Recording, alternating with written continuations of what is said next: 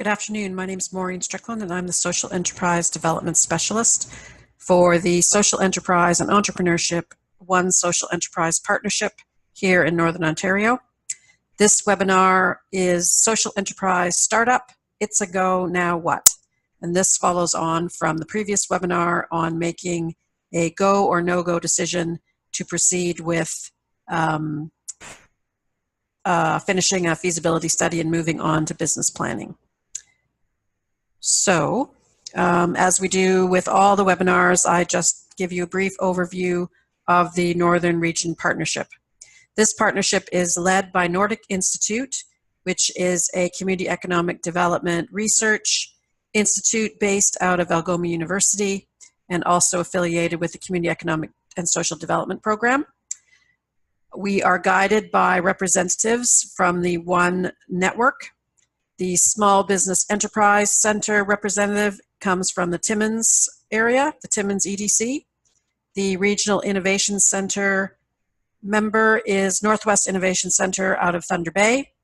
The Campus Linked Accelerator is ULaunch out of Sault Ste. Marie, and we also have another not-for-profit, Pero Center for Women's Enterprise, based out of Thunder Bay. This project is funded by the Ontario Ministry of Economic Development and Growth, and the purpose of the partnership is to support the development of social enterprises and social entrepreneurs by working directly with the service providers in the One Network who work with clients so that social enterprises can get direct assistance from small business enterprise centers, the regional innovation centers, and the campus linked accelerators in Northern Ontario. Our service area stretches from Parry Sound to the Manitoba border, including the James Bay coast and all areas in between. And these webinars help to access remote areas. People can get training through a webinar rather than having to come out to in-person workshop. So we always review what is a social enterprise. Social enterprises have a mission to address social, environmental, economic, or cultural challenges by reinvesting profits above operational expenses back into their mission and using a triple bottom line, people, planet, profit, to measure their success. And they take many forms because social enterprise itself is not a business form. They need to take on a more traditional form, which could include nonprofits, cooperatives, and sole proprietorships. So what is a startup? This webinar is for those who are in the first 3 years of operation, including the ideation phase. So the previous webinar looked at your social enterprise idea and assessing it from a go, no-go perspective. This webinar will take you through the business planning that you'll need to do to start up your business and some considerations in those first 3 years of business. We talked in the last webinar about the various business forms that your social enterprise could take: the not-for-profit corporation, the cooperative, sole proprietorship, partnership, or corporation. So at this point, we have assumed that you've made that decision, and because it's critical to know what form your business is going to take as you get into the business planning process, because some considerations will be different, particularly around a board of directors, for instance, as well as the overall governance of your business and various decisions you're going to make. So what you're going to be doing in this phase is building on the feasibility study that you would have completed after you determined that the idea was a go. Now, what you need to do is to create a full business plan. And again, just like your feasibility study, it needs to be as accurate as possible, because the more accurate it is, the more likely your financial projections will be accurate, and the more likely your business, your enterprise, will be successful. It's also important when you are doing your business plan and your new financials to determine if the social enterprise should still open and if you can raise the capital you need to open your doors and cover any cash flow issues over your first 3 years. So the feasibility study got you to this point. The business plan is a living document that you need to refer to often to see if you're on track. If you're not, why you're not on track, how things can be shifted to make sure that you are successful. The other thing that should be happening in parallel with your business plan is the development of your founding board. So if your social enterprise business structure requires a board, and that would be if you are incorporating as a cooperative or as a not-for-profit, you need to think about the types of skills your first board is going to need. And you want to make sure that these are in your business plan as well. And based on this skill set, you need to start recruiting your first board. So we have a worksheet here that can help you sort of work through this. These are some suggestions about what skills you might need on your first board. The other section would be dependent on the type of enterprise you're starting. Some typical board skills that you might be looking for are financial skills, legal skills, marketing skills, human resource skills, and community partners who are necessary for the success of your not-for-profit or your co-op. Now, again, some examples of this would be if you're involved with getting an employment social enterprise off the ground, you might want community partners who are involved in assisting people in the community, whether it be to get back to work, to get back to school, etc. Other items really depend on what your enterprise is. So for instance, if you were opening a consumer cooperative for food, local food, you may want a producer, a farmer on your board. Or if you're opening a not-for-profit related to some sort of environmental impact, then you might want somebody with a background in environmental science, renewable energy, that kind of thing on your board. So I'll also just make a note. If you attended the last webinar, you'll see that all our worksheets have on the top the social mission and the social enterprise. And the purpose for this is to always remind you that it might have been the impact that you wanted to make that started you on this path. But in order for you to achieve that impact, you need to have a viable enterprise. So these two things are linked back and forth with each other. The other note I'd like to make about your first board is that you want to make it clear to your first board that they're your founding board. And as your social enterprise succeeds through the startup years, and maybe you will decide you need to scale up, etc., those people that were on your founding board might not be the right people for when you scale up. So I think it's good to make that clear from the start. So you're working in parallel between developing the business plan, working on your board development. What are the elements of a strong business plan? You know, you can download a business plan off the internet that's extremely complicated. They're often for manufacturing businesses, and you want to open something much different and perhaps much simpler.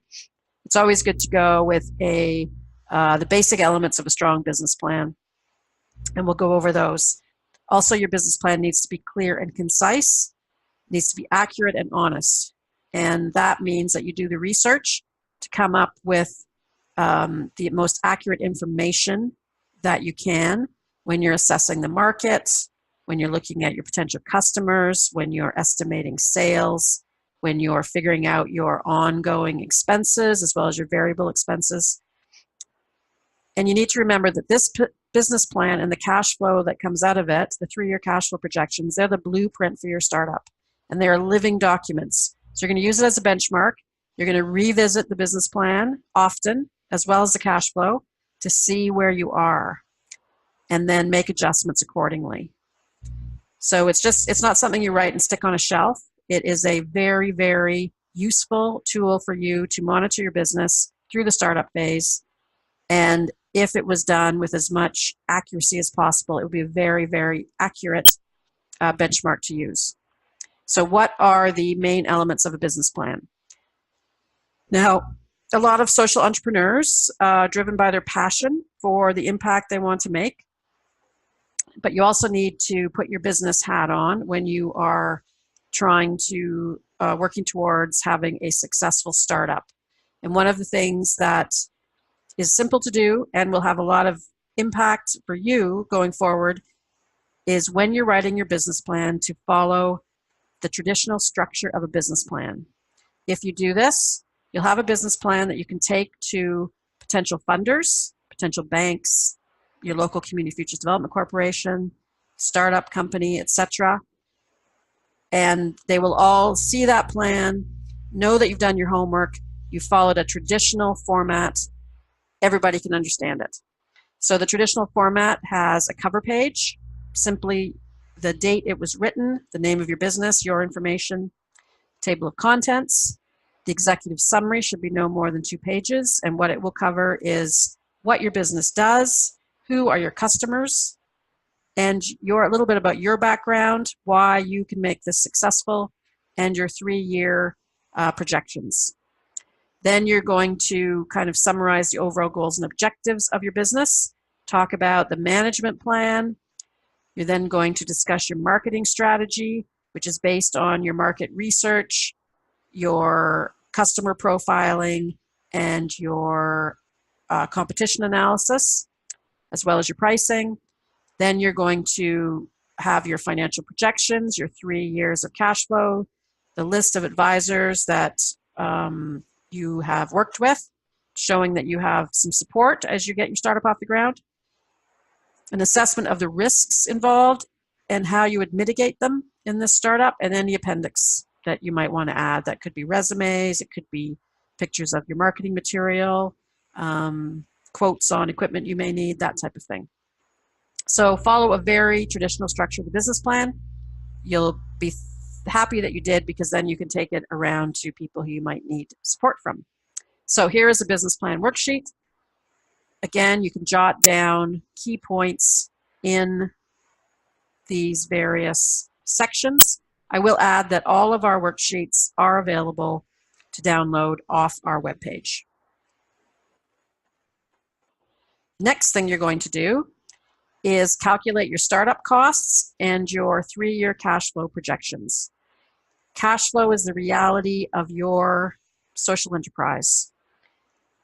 If you don't have the cash flow, or you come into an issue with cash flow, it could mean that a 3-month period where there's cash flow issues could mean that your enterprise shuts down.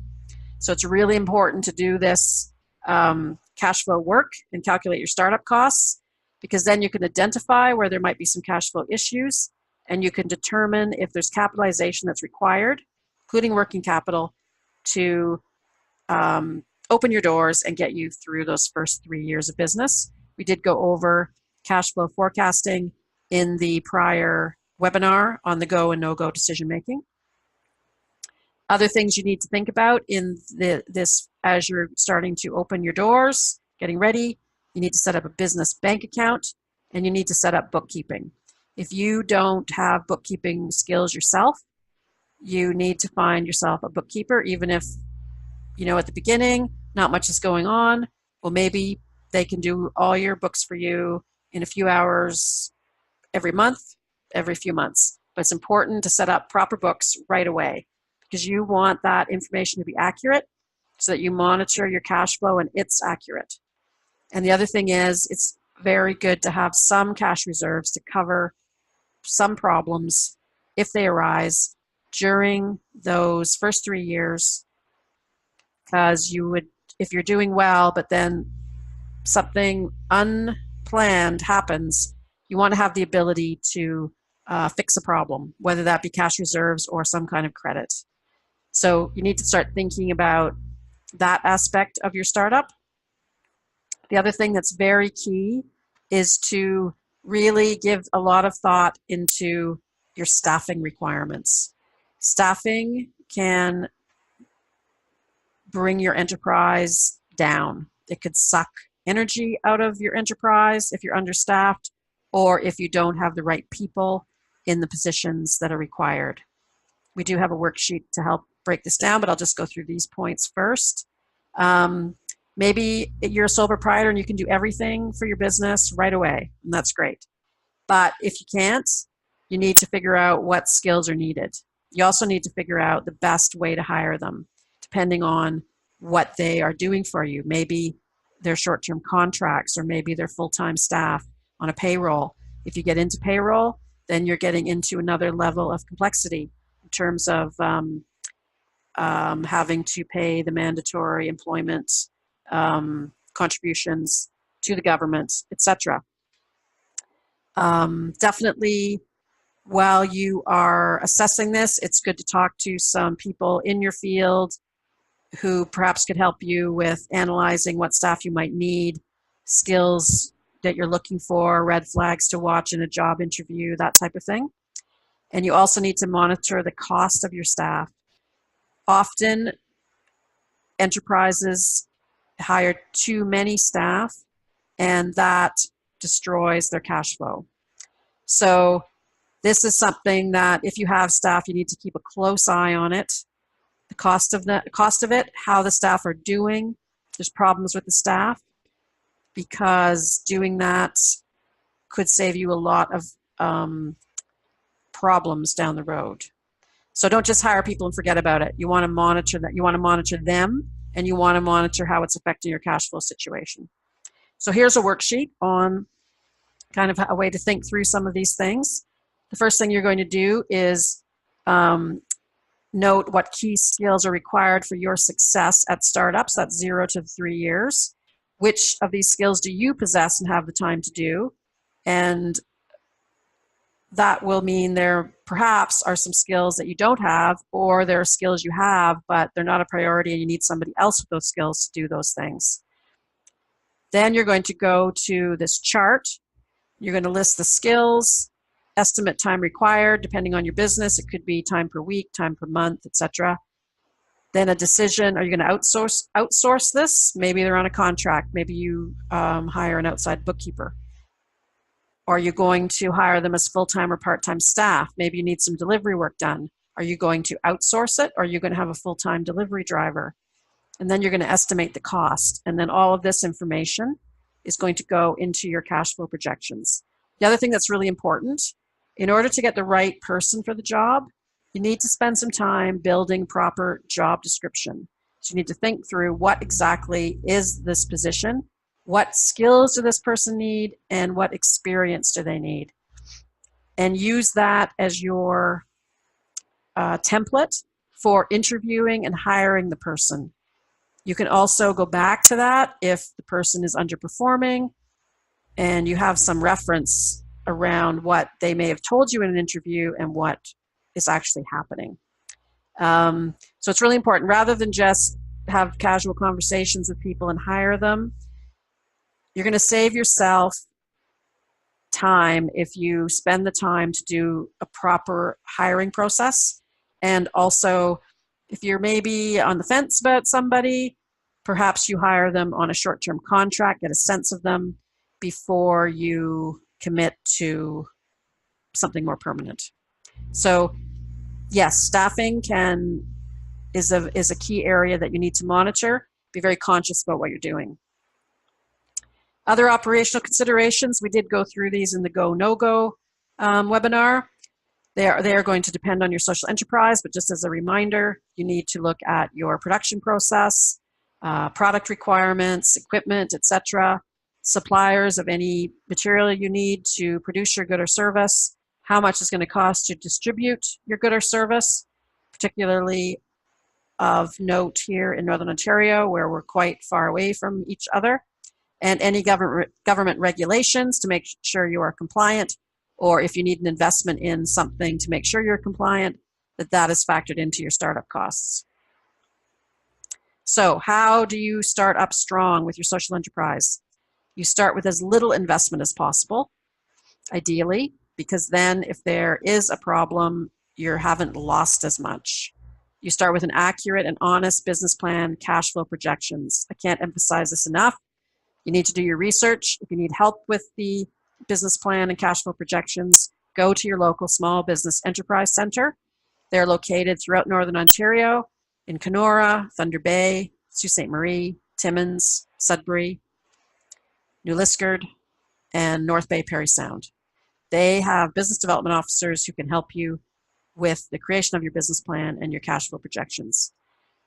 Really do the work and really analyze what is the best business structure for you that makes sense for the social enterprise, how you want to make decisions, how your business works, what you need for your social enterprise to be successful. If it turns out that you do need a board because you are incorporating as a cooperative, or you are incorporating as a not-for-profit and you really need that community partnership on your board as well as other skills, then make sure that you get the skills you need and that the people on the board are committed to the mission of the social enterprise. And from the get-go, start a practice of monitoring cash flow, staffing requirements, training needs. I would also say starting to monitor your actual social impact. And we do have a webinar on measuring impact that would be helpful to determine some key indicators to start off measuring when you start up your enterprise. Oh, here we go. Measure the social impact. So in parallel with your business planning, figuring out who's going to be on your board, if that is what's required, you're also going to be thinking about how you're going to measure your impact. So how you will do that is be very clear about the social issue, the environmental issue, etc., that's being addressed. Come up with some indicators of that, and then figure out a simple way to measure that impact. And also the webinar on measuring impact goes further into information on how to do that. So that wraps up the startup successful tips for your social enterprise. I will just briefly go over other resources we have. We just launched our new webpage, www.seethechange.ca, and on that webpage you can download in PDF form many of these resource materials. On that webpage too, you can link to all the web pages of the One partners in Northern Ontario, as well as look at other social enterprises in Northern Ontario. Read about them, go to their web pages, etc. Upcoming opportunities. The next webinar in this 9-webinar series is Scaling Up, followed by Measuring Impact. There's 2 webinars on peer mentoring. One is profiling a pilot project between the Sault Ste. Marie SPEC and the local Community Futures Development Corporation. The other is how to start a grassroots peer mentoring circle in your community. We also have a webinar on asset mapping, and finally one just navigating through our new webpage. Regional roundtables coming up in early 2019. We'll be in Kenora at the end of January, and we'll be in Timmins at the end of February. These roundtables are an opportunity for social entrepreneurs, as well as business development officers, community economic development officers, anybody interested in social enterprise, to network, have some workshops, as well as listen to panels, etc. And we are developing peer mentors. We're looking for peer mentors who are interested in assisting other social entrepreneurs in Northern Ontario. So we'd like you, if you have time, to look for this link on the webpage to provide us with some post-training evaluation. And if you have any other questions, you can send us an email through the webpage, or you can email us directly at info@seethechange.ca. Now I'm going to see if we have any questions. I forgot to introduce you to Zach Lowe, who is a research assistant at Nordic Institute, who was monitoring the chat box for questions. So sorry, I had everybody on mute, and if you do have a question, please type it in the chat box. Just a second here, we'll see if anything comes up. Okay, we do have a question wondering, how do you incorporate a cooperative?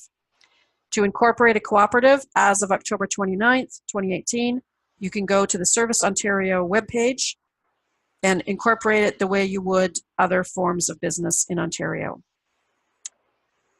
And we have another question here. How do you register a social enterprise? Again, a social enterprise is not a business form.